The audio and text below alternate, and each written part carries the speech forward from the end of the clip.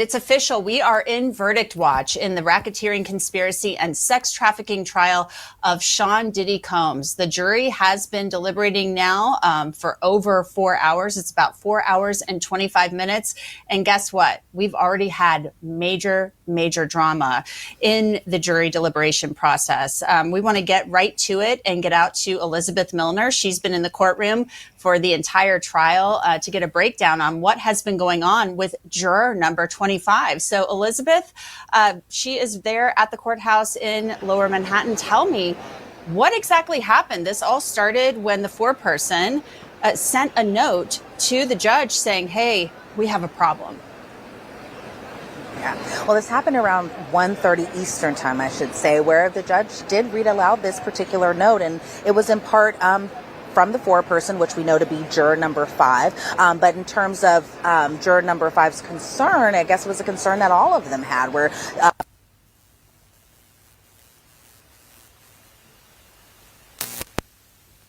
in terms of, I guess, we don't really know, because that's really kind of the basis of what the entire note was. But what ended up happening is there were kind of discussions on both sides. From both the court kind of gave his proposed instructions, which were initially to be like, okay, can you please explain the nature of the concern? Is it the lack of understanding? Is it unwillingness to follow instructions?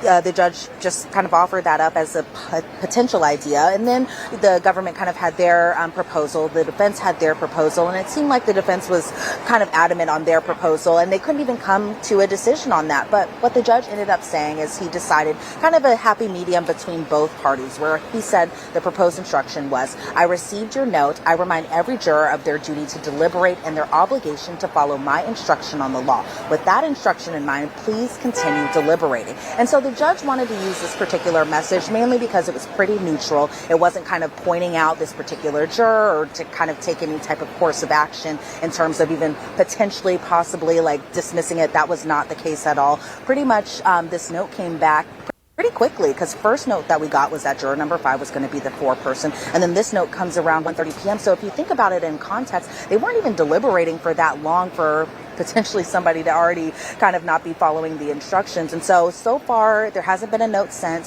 So right now the jury is still continuing their deliberations. Now we're into hour 4 of the deliberation process. So it's getting towards the end of the day a little bit, Anjanette. So we'll see what the jury has to say about coming back around 5 p.m. on whether or not they'll call it an end of the day, or whether they'll continue on past 5 p.m. today. It'll be interesting to see what happens, Elizabeth, when it comes to around that time, around 5 o'clock, which we're getting closer to that time. What was your reaction? You know, as somebody who's been sitting in the courtroom the